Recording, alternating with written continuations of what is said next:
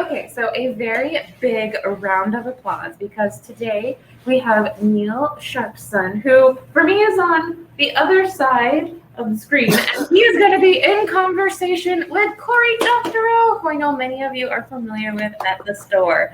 So I am very excited because we are celebrating Neil's new book, which is When the Sparrow Falls. It has absolutely brilliant cover. Everything about this book is so awesome.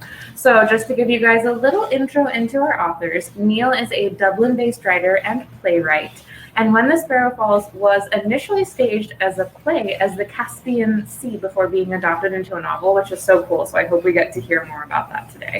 And when he's not penning a long-form story, he blogs as Best Name Ever, Unshaved Mouse, and hosts the popular YouTube channel. Is it Sharoof? Is that how you properly? It's actually it's dead. It's gone. That's a very old. Dated bio. Oh no, cancel. I'm sorry. That. No, we kind of like my brother and I used to do it, and he just became hugely famous, and we couldn't do it anymore. We just didn't. Neither of us had the time. So I'm afraid Sharoof is kaput. Are you still the an alternate universe green? Oh yes. Oh no. I'll be blogging as Unshaved Mouse until the day I die. But, awesome. Okay, so you can find him as the Unshaved Mouse, folks. And Cory is the New York Times bestselling author and a regular contributor to The Guardian, Locus, and many other publications. And many of you know him, as I said earlier, for his award-winning novel, Little Brother, and its sequel, Homeland. And his novella collection, Radicalized, was a CBC Best Fiction of 2019 selection. It's crazy. 2019 sounds so long ago, but that's the last time the world was normal. So before I pass it off to Cory, just so that you all know, house rules: to the right-hand side, we have the old chat section. Say hello, give a shout out, comments, whatever you would like to. I, as well as Stephen, my other bookseller working with me, will be there. And then if you look down below, there will be a button that says ask a question. And if you click that, that is where you can submit a question for the event. I highly recommend you take advantage of that.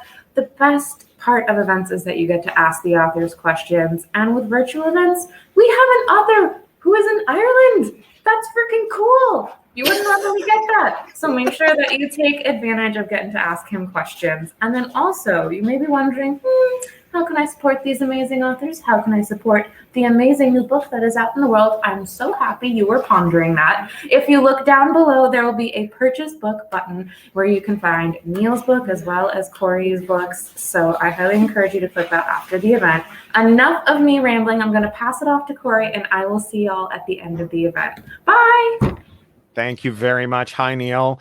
Hello to everybody watching.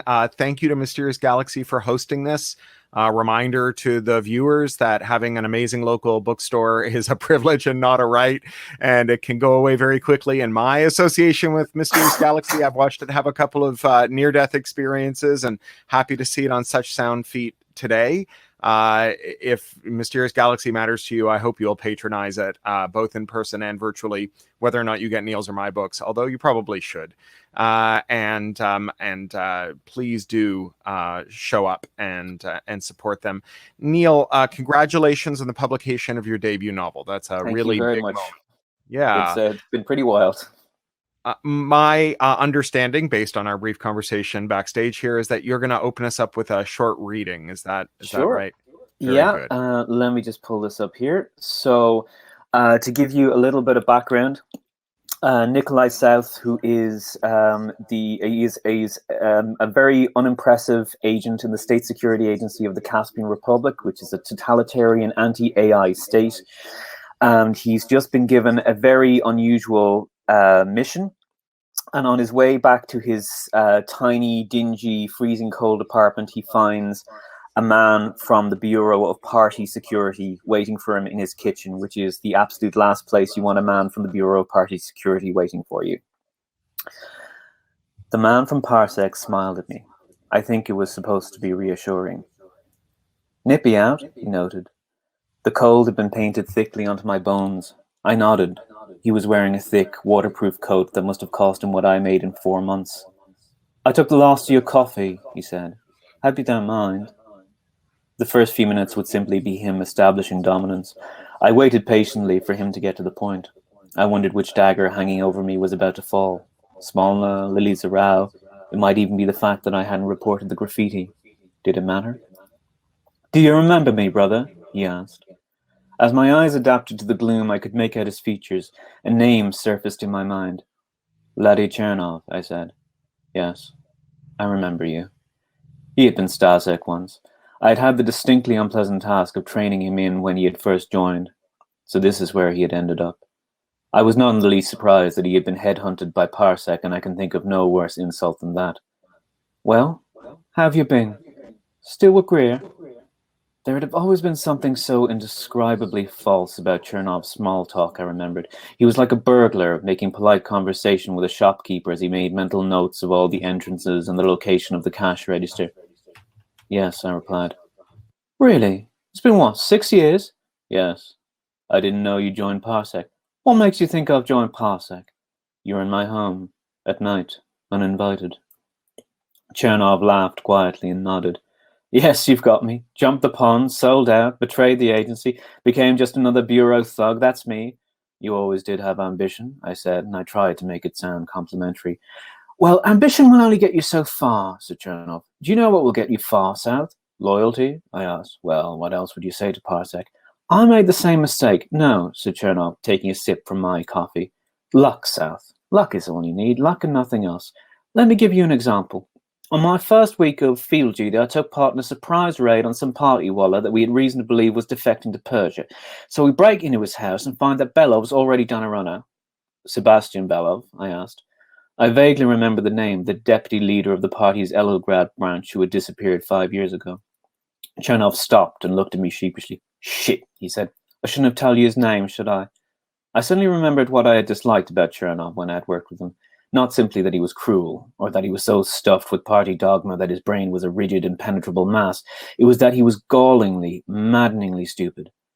No, I said, in answer to his question. Well, anyway, said Chernov, completely unfazed. Belov was gone, and we were tearing the place apart, looking for some clue as to where he'd slithered off to, and there's a ring at the door. And the agent in charge says, see who it is, Chernov, bring him in, kick him in the bollocks, and see if he knows where Belov's gone. Devilishly cunning, these Parsec fellows. Skilled and subtle as surgeons.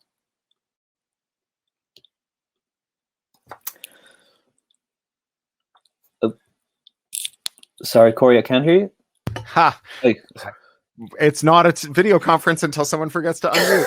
I love that scene. I love that. I love what happens next. I love the destiny of the person who gets kicked in the bollocks and where they fit the storyline. So as the audience will have gathered, this is a book about, to call it anxiety about AI is to be very mild, but terror of AI. And there's not only a well-established science fictional literature of people being freaked out about AI, there's also like a well-established meta literature of people wondering why we freak out about AI, what it actually means.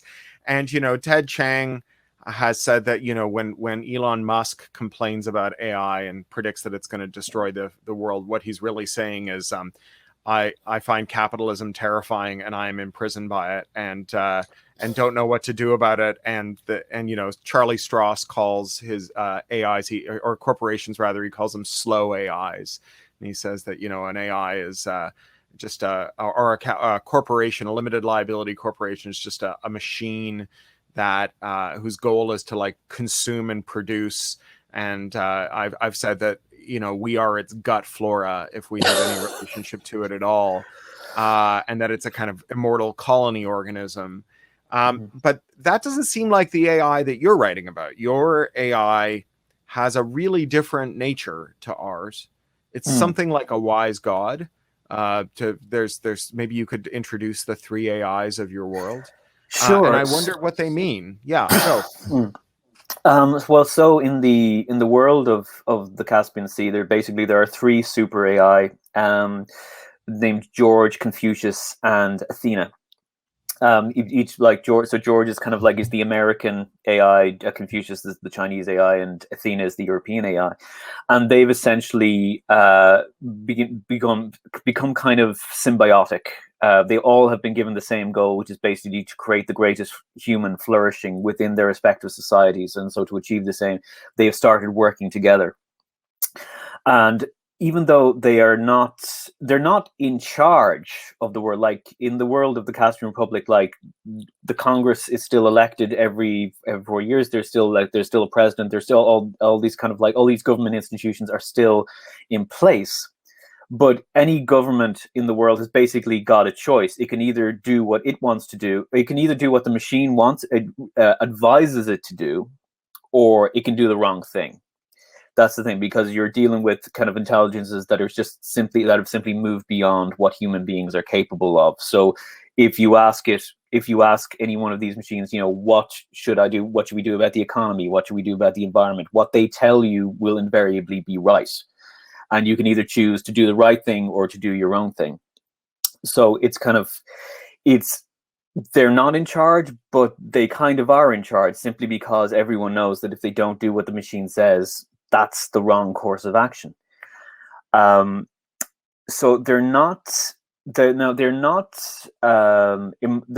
gods, but they are definitely operating on a higher level of intelligence, and they have been able to bring about, for most of the world, for basically everywhere outside of Caspian, a world that is a good deal more fair and a good deal less impoverished and less environmentally devastated than the world we have now. Which is not to say that it doesn't have problems. Particularly, kind of like there is, like when there's a character, Leon Mendelsohn, who kind of, I think I forget if it's Mendelsohn or Zarau, who's talking about problems of depression and addiction to, particularly to like pornography and other kinds of virtual stimuli. And they're not just making that up. Those are real problems in that world.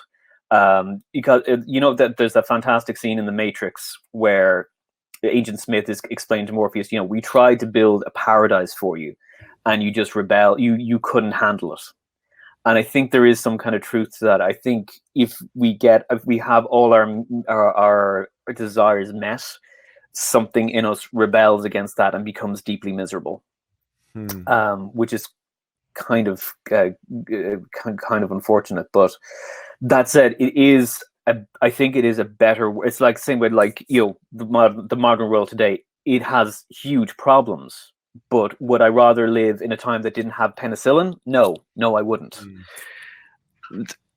Are we okay? What's that?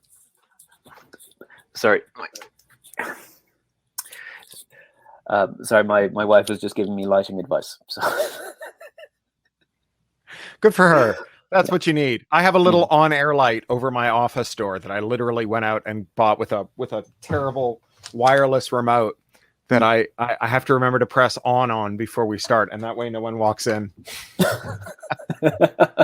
So I like that account of what your AI do, and you make them sound like what technocrats fancy they do. Do you think that's fair?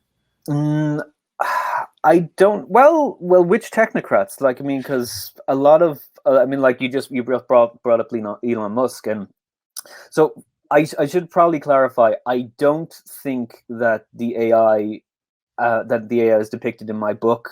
I don't think that's where AI will eventually go. AI in the book are basically they're kind of like they're standing for anyone. Like, pick any kind of like group you like who have been dehumanized or who you have kind of trained yourself to think of as not human.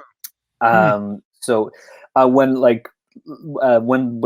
Zarau kind of like steps off the plane and South sees her for the first time and she looks identical to his dead wife, that kind of like puts him on a path of seeing her as a human being.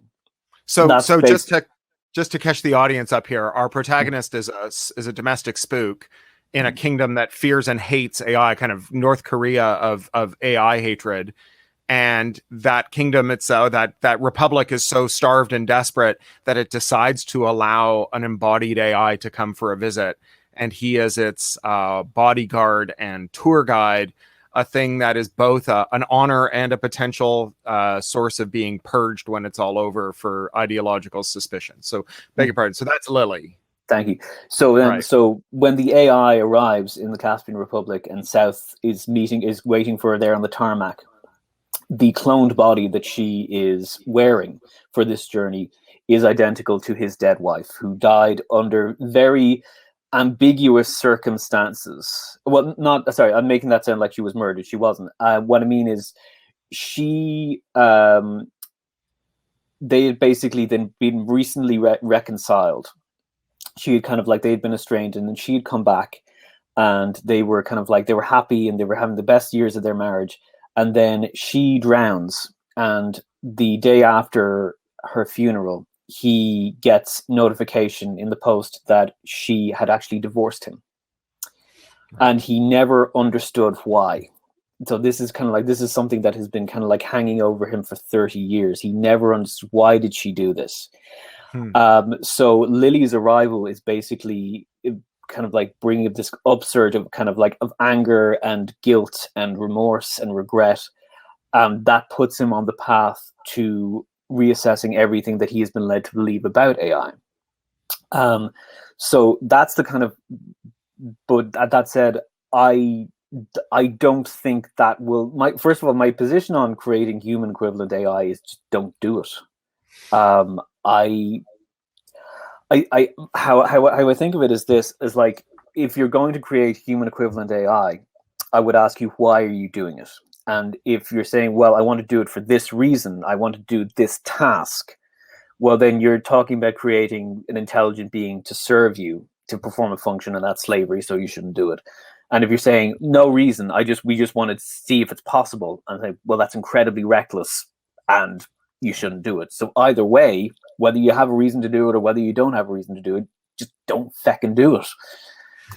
Well, yeah, I'm inclined to agree. I mean, I do think there's a third reason, which might be to understand ourselves better. But in terms of the structure of the story, I think that the AI has two significances. So there's the way that the rest of the world sees itself as being wisely governed by the AI, which I think corresponds loosely to, you know, the group that I'm a member of, the professional and managerial class, who thinks that there is such a thing as evidence-based policy. And if we follow it and, you know, follow the science and all of that stuff, that we will be better off. And I think in general, that's true. But then you have this group of refusenecks who are not wrong to assert that you lose something when you do that. And you spend a lot of time really digging into the distance between the revolutionaries' lofty goals and the poison that sets in the revolution. And I think that, you know, this is true of all revolutions, the American, the French, the Irish. You know, I was ticking them off in my head today and thinking about the different revolutions, the goals that they set out to have, the goals that they ended up living. And I wondered, you know, where you actually stood in terms of this romantic idea that your revolutionary leaders, whom we meet in flashback, had about maintaining an authenticity of humanity, about maintaining something irrational and human. I do think that if we ever got to the state where we had superintelligent AI basically taking over, like, or not taking, I mean, basically, if we were no longer the highest intelligence on this planet, that's kind of, there's something very, very depressing about that. We're basically, it's just like, we might as well put the species in a retirement home. We're kind of like, our story is over. Kind of like the next generation has come along. The next generation of intelligence on this planet has come along to kind of like, and now it's their turn. And as a human being, I'm kind of like, no, I don't want to go gentle into that good night. I want to travel out into space. I think our story isn't done yet.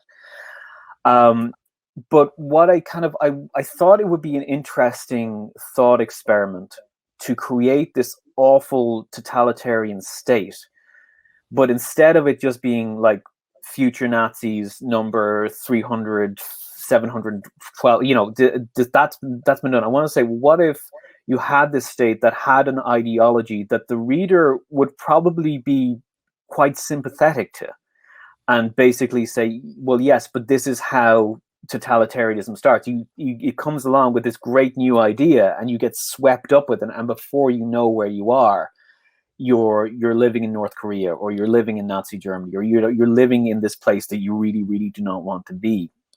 That is how totalitarians work. They no one thinks that the crazy dictator is crazy when they first show up on the scene. They're just very good at getting into the cracks in your mind, in the fears, the paranoias, and prizing them open.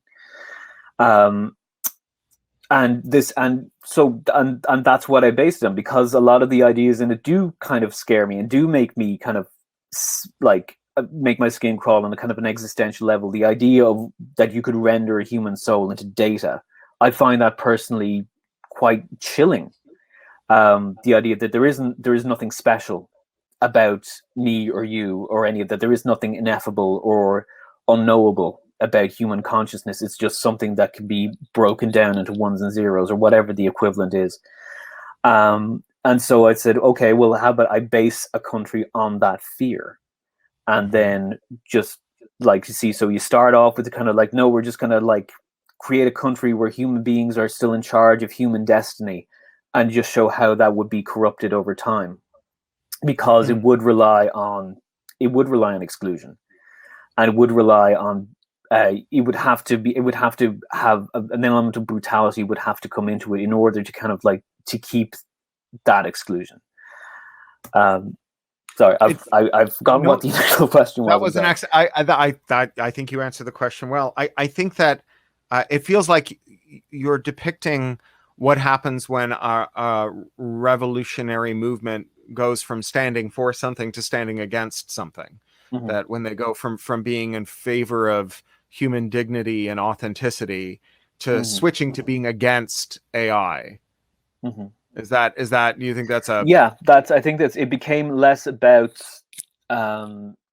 creating less about creating a country for human beings and more about creating a country that was not for AI. Right. And it feels like the rest of your world, although we only get a very fragmentary view of it from some relatively unreliable narrators, but it feels like the rest of your world is actually executing a successful revolution.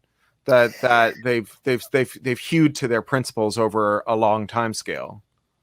You see, I don't know if they kind of like it was a revolution, kind of like in the sense of the smartphone revolution, not really kind of like a political revolution. It was just kind of like a new technology came on the scene that made life much more enjoyable, at least kind of like in a kind of like in an instant gratification kind of way. So I don't think it's not really a case of kind of like, oh, the machine world just kind of really like, they had this great moral vision. It was just kind of like this new technology came along and some people got swept up in it and others just kind of were left behind. Do you think that the choice not to think too hard about the technological choices you're making is itself an ideology, though? Like the choice to explicitly not ask yourself where you're going and why you're doing it, feels like an ideology, right? Like a hidden ideology. I suppose you could call it an anti-ideology. It's kind of it's like the absence of an ideology, or it's something that the kind of like the wake of an ideology. That I don't know if I'm describing it well. I think an ideology has to be something you consciously adhere to, rather than something that you just refuse to engage with. I guess that's right. I think that I feel like, well, and this brings me to my next question, which is about technological unemployment. I feel like we are in fact asking a bunch of questions. And if the answer we come up with is, I'm sure it will all be fine, no need to answer those questions, no need to ask those questions, that's a profoundly ideological move, and a very effective one, because it decries the existence of an ideology altogether. You just sort of wrap yourself in inevitability, and you say, well, we're just going along, right? The moment, when it's railroading time, you get railroads. Don't ask any questions about who's going to lay the tracks and whether we're kidnapping coolie laborers to put them down. Yeah.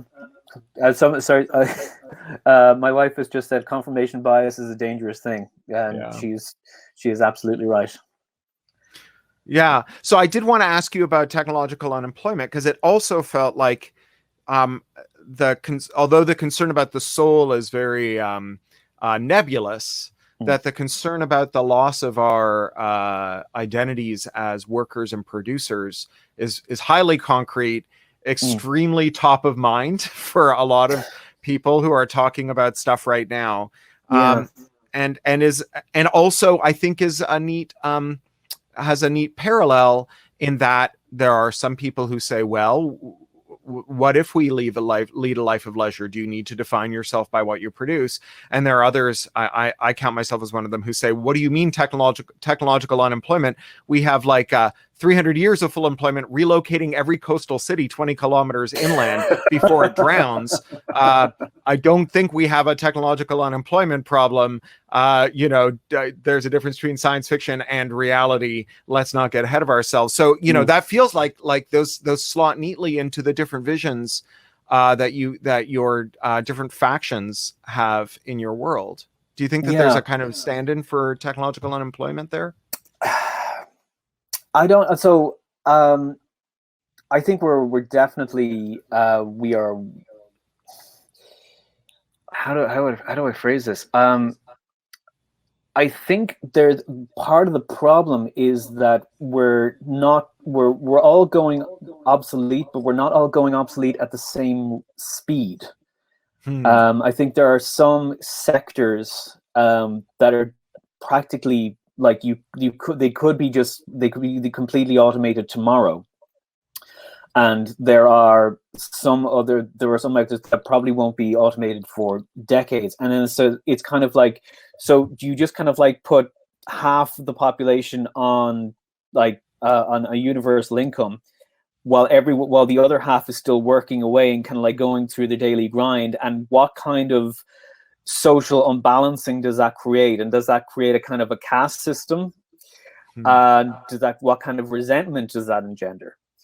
And it's really kind of it feels like we're steering a kind of a massive truck with no brakes and just trying to get it through this very, very narrow tunnel without blowing up the truck. I'll be perfectly honest with you now. In the terms of the book, I spent most of my world building kind of credits on the Caspian Republic. I kind of cheated a little bit on the machine world because that wasn't really. It's the same way, you're watching Star Trek, and they say they don't have any money, but they never go into specifics of how that economy actually works. And the reason for that is if anyone writing Star Trek was actually smart enough to come up with the kind of economy depicted in the show, they wouldn't be working in TV. They would be they'd be running the country. Or they'd be Ian Banks writing the culture novels. Yeah, but I mean, even then, Banks doesn't set that many of his stories actually within the culture. They're kind of they're in civilizations outside of the culture and engaging with the culture. And actually, that's how Star Trek works. None of the Star Trek series are actually set within the Federation. They're either exploring on the frontier, or they're like Deep Space Nine and Bajoran Space, or the Voyagers in the Delta Quadrant, or Enterprises before the Federation even exists, because utopias are boring. And so I think for the same reason, I wasn't really that interested in putting the pieces together of how the machine world actually works. So all I can say is they do still, Lily is still kind of she is employed. She was kind of she's a writer. She's still kind of making some kind of currency. So if I ever go back to that world, I will probably have to sit down and actually kind of say, okay, how does this place actually fit together? How have they not kind of gone bankrupt? Carl Schrader calls this the Backless Maiden method. There's an Arthurian legend about some knights who meet a maiden who welcomes them into her keep, and she feeds them and she entertains them, but she only faces them face on. And when she steps in front of the fire shines through her eyes, and they realize there's nothing behind her, that she's a backless maiden.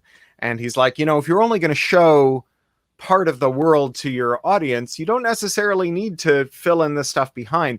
I used to work for Disney Imagineering, and there are these very sharp demarcation lines when you walk off stage at a Disney park, where you go from this super high detail environment into the daggiest, Star Trek trash compactor environment, and it's funny because there's this is getting a little divergent, but Tokyo Disneysea, which is the most different of all the Disney parks, and it was kind of a folly built by the Japanese person who did Tokyo Disneyland before he retired to grow tomatoes.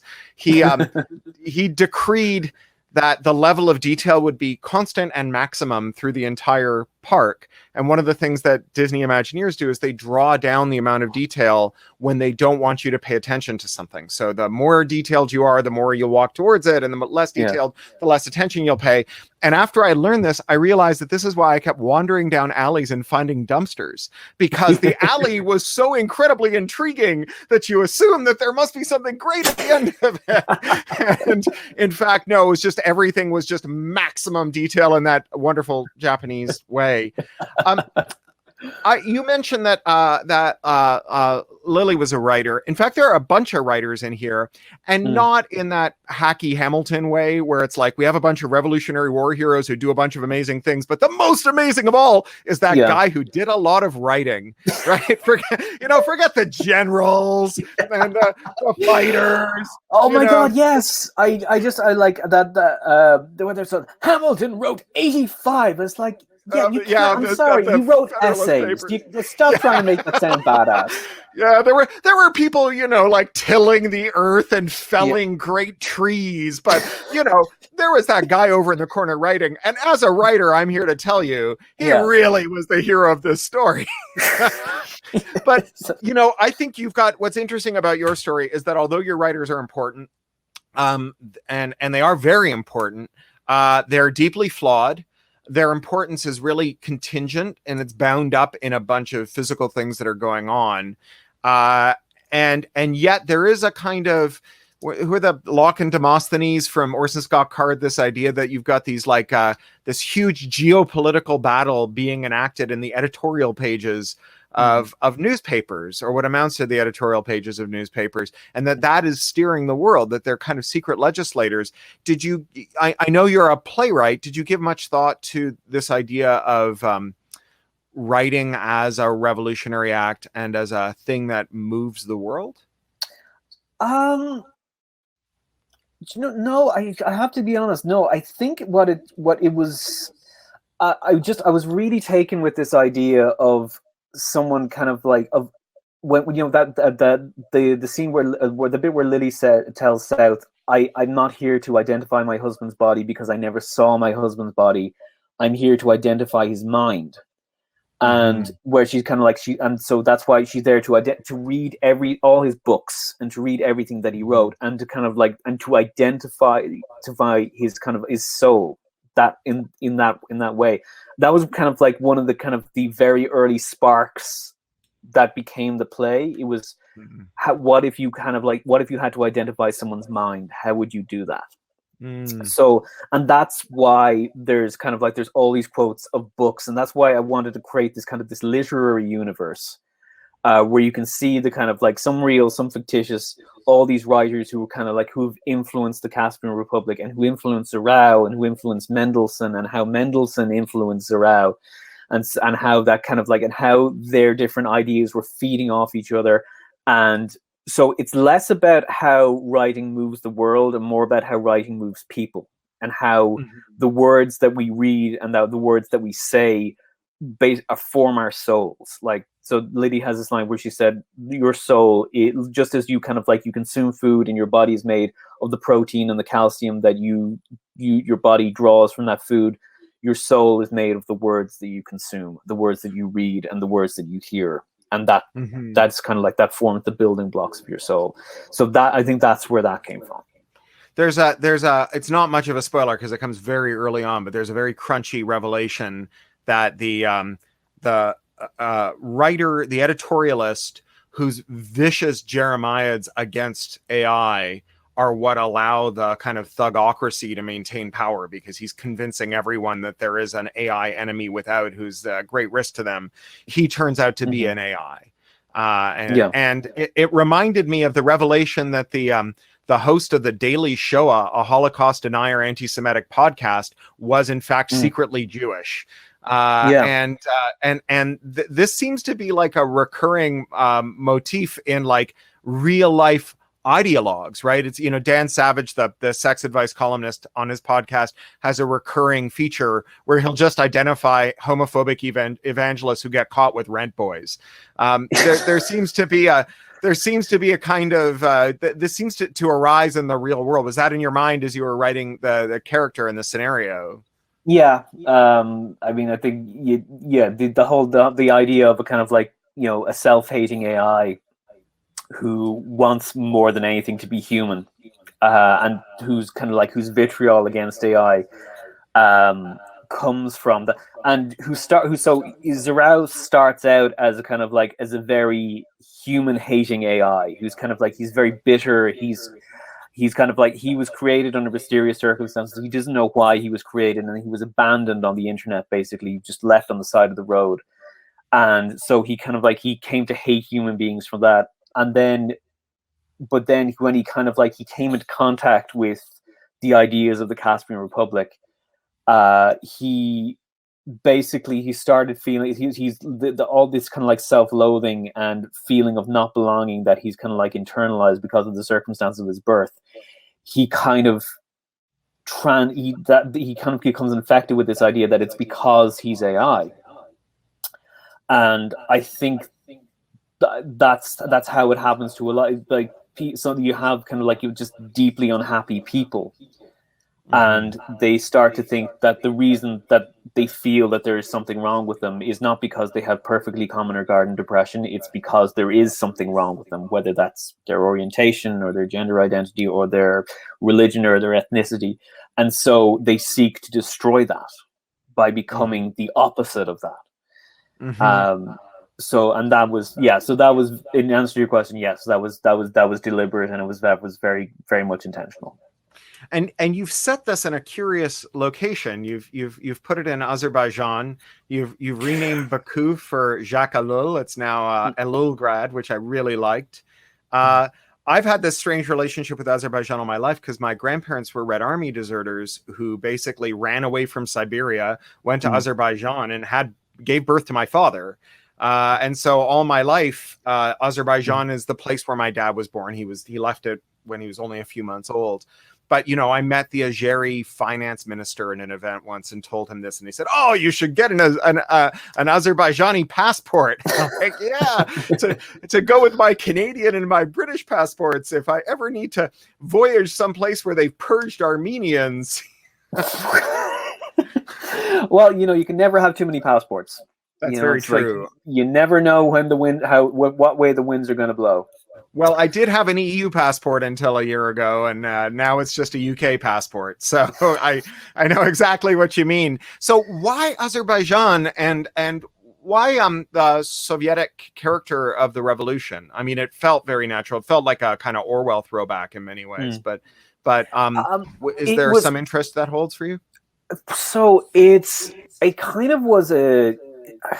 started out as kind of as a joke with my friends in college. So I studied Irish folklore in college. It was obviously the most employable degree that you could pursue. Sure. And it kind of became a joke that I was studying, like people started saying, or I started saying that I was studying Azerbaijani folklore, just kind of like to make it even more ridiculous and unemployable. So it was just kind of something that kind of like stuck with me. And I don't know about you, when you look at these countries on the map and you don't have anything to kind of hold your hat on, because I don't think Azerbaijan really has a presence in the Western kind of consciousness. even the most like two-dimensional stereotypical kind of like thing, it's just you don't know what's going on there. I certainly didn't. I did a bit of research for the book. Please don't quiz me, please, for the love of God, don't quiz me. But why I ended up setting, it was originally actually going to be set in Russia. I wanted to write something with a Cold War ambience. So I looked through my earliest emails when I was telling people I was going to write this play, and I would think it's going to be set in Russia. But I ended up setting it. I had the title, the Caspian Sea, very early on, and I knew kind of like that's where I wanted to set this country, on the banks of the Caspian Sea. And I ended up eventually settling on Azerbaijan because it doesn't have baggage in the West. So if I said it in Russia, people say, oh, this is about Putin, this is about, if I said it in Iran, people say, oh, this is about the mullahs, this is about the revolution. I said in Azerbaijan, it's about what the book is about, because Azerbaijan doesn't have that baggage, or at least it didn't. I think with the kind of like with what's currently going on with Armenia, it's kind of it's gotten much more of a kind of like a presence in the kind of like in the Western mind now. But that was really I think it was a combination of those things. It was kind of like that. So the joke in college, and just the fact that I wanted to set in the Caspian Sea, but I didn't want a country that had a kind of like that already came with baggage. Right. Yeah. Here in Burbank and neighboring Glendale, we have a very, very, very large Armenian diaspora. Right. And so there's a lot of people with strong opinions decals related to the war on the backs of their cars, and Armenian flags, and a lot of AR-15 stencils, which is colorful. Okay.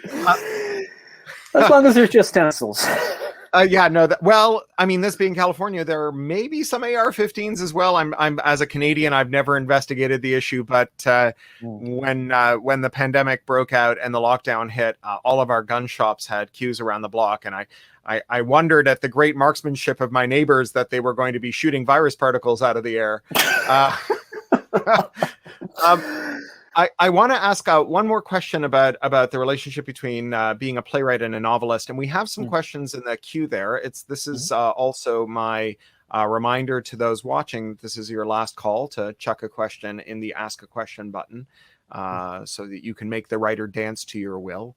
And so while we're waiting for those questions to arise, I know you're a playwright, and I wanted to ask about the relationship between that kind of collaborative work. I mean, you have an interesting controlled experiment here, right? Because you've produced the same story in two media, and in one you had to deal with the stubborn reality of other people not wanting to say the words you put in their mouth, or not being able to make the set that you wanted to make, or what have you. And in the other, you got to embark in a flight of pure imagination, but not with the kind of input and kind of friction and creative value that you get out of working with other talented people.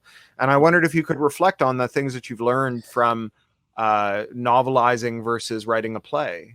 Well, first of all, the process completely disabused me of the notion that novel writing is not a collaborative process, or that it's a less collaborative process than playwriting, because I've been working with so many people over the course of this, for doing the editors and my agent, the PR people, and people such as yourself. And so it's I had this idea that it was just kind of like, I shall sit in my room alone and I shall create this masterpiece, and it'll be mine and mine alone. And it's not like that at all. It is an intensely collaborative process.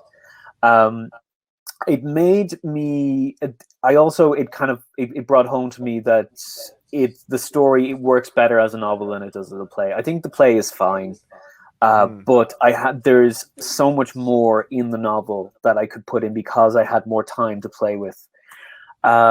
It's a much more like writing a novel is just so much more of a labor-intensive process than writing a play. Writing a play, I can literally have scene, lights up a room, table, chairs, South sits at a table, Lily comes through the room, Lily ... what are you doing? that can take an entire page. A novel. I have to describe the room. I have to describe what Lily's wearing. I have to describe what South's wearing. I have to describe their emotion, like what's he thinking, what's she thinking, what expressions are on their faces. All this stuff is just kind of, which can be handled by just a few lines in a play because the actors are doing all of that work. So yeah, it's I almost feel guilty calling myself a playwright by this point, because I've realized Facebook reminded me the last time I actually had a proper staged production was 8 years ago. So I might have to retire. I had staged. I think once a playwright, always a playwright. I mean, hopefully, yeah. It's like being a murderer. I mean, even after you've been discharged from prison, you're still a murderer. and your wife says that she refuses to believe that you're no longer a playwright. So okay, well that settles it then, because I'm not gonna disagree with her. In the interest of domestic tranquility, you are still a playwright. I've always thought that the signature aesthetic impact of a novel is that you embark on the fanciful notion that one person can never know what another person is thinking, something that no one in the history of the planet ever has done. Yeah. And that with visual media, plays and films, or plays and teleplays, that it's about inferring it rather than having it be explicit. No one, unless you've got a monologue or something, no one tells you what the people are feeling and thinking. You deduce it the way we do naturalistically in the world when we interact with other people. And it feels like that must be, I mean, I've written very little scripts, just some comics and stuff, but it feels like it must be a very different kind of aesthetic production or challenge to try to convey to other people some numinous idea or feeling by telling them what someone is thinking versus by inviting them to infer what someone is thinking. Yeah, it's I mean, it's one of the things that kind of that kind of struck me as quite odd is how South, the main character, changed when you could actually hear his thoughts. Because in the play he comes across as much more of a bumbler. He's like, no, he's not stupid, but he is very much an average guy in way over his head and just trying to survive. Whereas in the book, because you can hear his thoughts and you can see the kind of like the wheels turning and how he's kind of like assessing everything and how he's constantly on guard, he comes across as a much cannier operator. And that I found kind of like very interesting, even though he doesn't really do that much different. He said like so much of his dialogue in the novel is there in the play, but it's simply because you're actually behind his eyes and seeing the world as he sees it. You come away with a completely different impression of the character. It's kind of, especially with something like with a premise like this, which involves quite a lot of world building and quite a lot of kind of, it is a lot more difficult to bring that out wholly through dialogue. And I had to kind of like, it's a much more simplified story because you can't explain, who Parsec are, who Stasek are, the history, the Morrison crisis, like basically the 200 years of kind of like history leading up to the creation. So you have to cut corners and basically just give the kind of like the simplified Cliff Notes version of the story. Right. So we're moving on to the audience questions. Sorry, I was listening. I was just also queuing up these questions here. That question I wanted to kick off with actually is this first one. What gave you the most joy to write? So there is a scene where South and Greer are in the Morrison Hotel, and South is basically he's won the lottery in a way because he's as Lily's escort, he gets this 3-course meal provided on the taxpayer's dime, and the food in the pockets. I love the food in the pockets. That's also what. So he kind of like, Lily is feeling unwell. She says, "I'm not going to go down to dinner." So South basically has this free dinner going. So he calls up his boss. He says, "Come down to the the hotel so I can treat you to a steak dinner." And his boss comes down and they're sitting and they're eating. And he's feeling kind of like very kind of like smug that he's able to just kind of like snap his fingers and his boss comes running. and then he sees his boss kind of like cutting up the food and putting it in his pockets to bring home to his family because he's got a wife and 2 children. And South's just kind of like the satisfaction sense, he just turns to ash, and he just feels like a complete heel. But then they actually kind of like, they sit down and they start talking, and they just kind of like, and they're enjoying a brandy, and they just kind of like, they're thrashing through the case together, and they're becoming closer. They've had a very acrimonious relationship, but they actually start warming to each other, and that was a very satisfying scene to write, and I really enjoy it. That was the part of the book I really enjoyed writing. Yeah, it's a lovely scene to read. I really enjoyed it. I visited my family in the Soviet Union in the 80s, and you know, it was a similar thing. There were shortages, but the tourist hotels had lavish buffets, and they took food home, right? I mean, that, you know, when we sweet talked them into the hotel. So is your wife's name pronounced Aoife? That's right. That right? Oh my God, you got it right on the first goes. Congratulations. My ex was from Northern Ireland. I've got some experience with it. That's true. So Aoife says, how do you balance the big ideas and oppressive environment with the humor in the voices and thoughts of the characters? Feck yeah, anyway. How do you I think that's just good editing. So the editors, I worked with Will Hinton at Tor, and he was just very good at kind of like saying, you know, this idea needs to be foregrounded a bit more, or this kind of like this dialogue scene is going on a bit much, and I think that's as much the job, or that's as much kind of like a function of good editing as good writing, is just choosing which parts to emphasize, which parts to de-emphasize. Is it getting too light? Is it getting too dark? Is it getting too bleak? Just getting the tone right. So I kind of like, I credit the editors at Tor with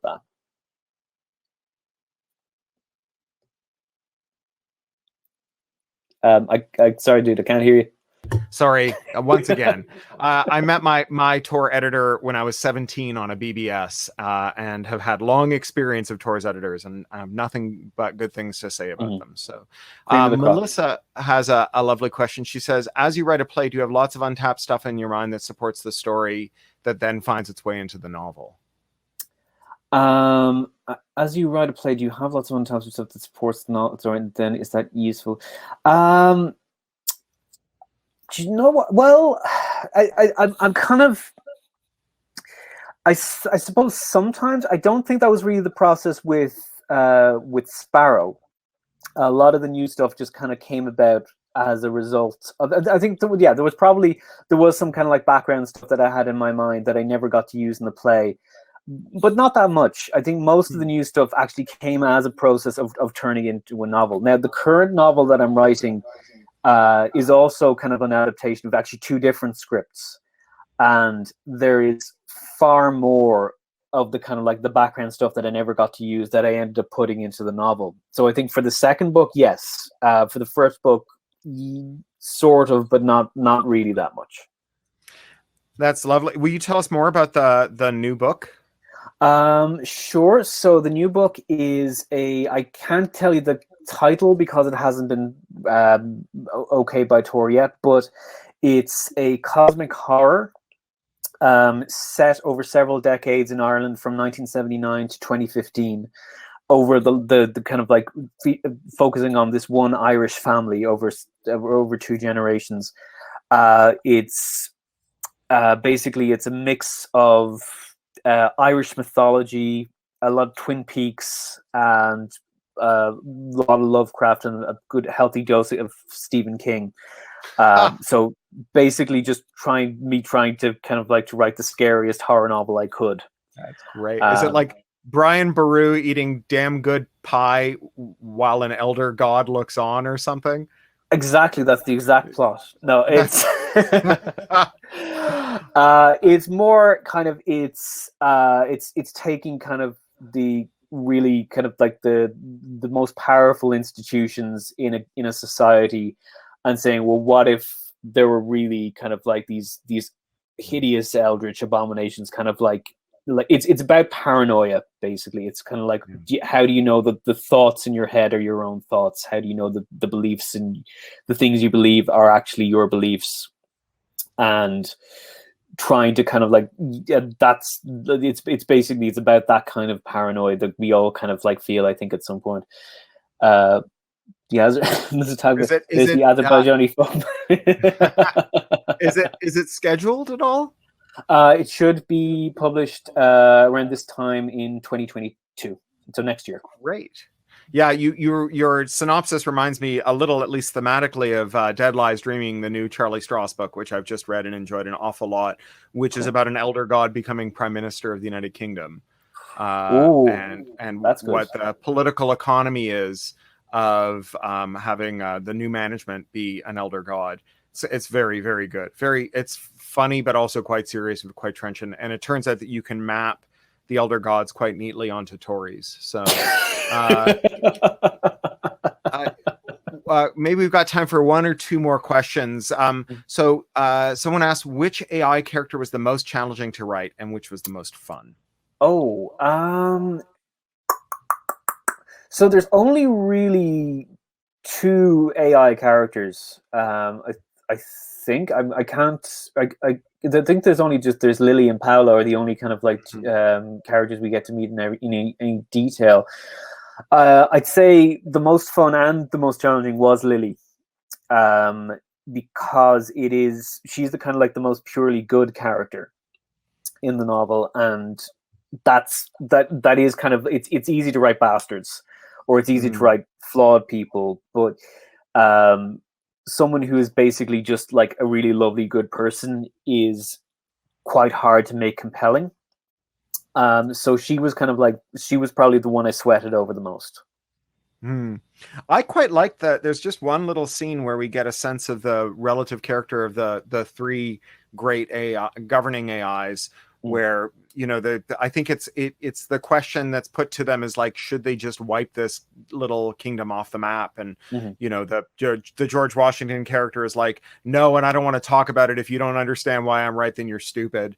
And the Confucius one has something much more like Confucian, and then the European one is like, has something that sounds an awful lot like the kind of thing that we saw emanating from the commission during Euromaidan. So it really did feel like you'd captured their character rather well. So maybe one last one here, and then we'll invite our host from Mysterious Galaxy back in. Do you think technology could become an ideology or a religion in how we view it and interact with it? I think it has at certain points in history. I mean, you had cargo cults. I think human beings can worship anything, basically. So yeah, that's perfectly possible. Especially if you actually do create an AI that is superior to human intelligence, then kind of worshiping it almost becomes logical. It's like, I mean, like, you create a godlike AI, what else are you going to do with it? So I'd say, yeah, that's certainly possible. Yeah, I mean, I think it was Ken MacLeod that we nicked it off of, although I don't think he claims it. But the rapture of the nerds and the singularity are really the same thing, right?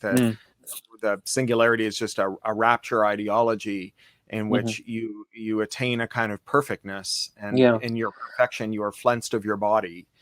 Or even the kind of like, this idea that's really getting kind of like popularity, that this is a simulation, or this is all just kind of computer simulation. Well, what is that except, it's creationism in another guise? It's basically saying, yes, this is a creative universe. There is a kind of like, there is a plot, there is a plan, there is order, there is kind of like, there is a destiny. It's also a very puritanical vision in that it holds that the scourges and problems of the mortal fleshy life are irrelevant, because you will be perfected when you go to heaven, and you'll be in heaven for an eternity. And so who cares if things go poorly here for you on earth, provided that you evince enough piety to make it into the afterlife, where you will have an infinite number of years of perfection. Well, with that, I'd like to thank our audience and thank our hosts, and thank you, Neil, for a fantastic book and a fantastic hour. Thank you, and thank you so much for. I really appreciate this, Cory. Thank you so much. My pleasure. This has been such an amazing conversation just to get to listen to and ask questions, and just thank the both of you so much for joining us. Thank you, Cory, and thank you, Neil. Just so much good conversation and so much food for thought as well about when our reality is going to become fiction, which is scary and exciting. So on that note, everyone, I highly recommend that you check out When the Sparrow Falls, as well as Cory's books. There'll be the purchase book button down below. And on that note, have a lovely evening, morning, afternoon, wherever you may be, whatever time zone. Yes. Have a wonderful eternity. Exactly. Have a wonderful eternity wherever you are, and we will see you all next time. Have a lovely rest of your day, everyone. Bye. Yeah. Bye. Thanks.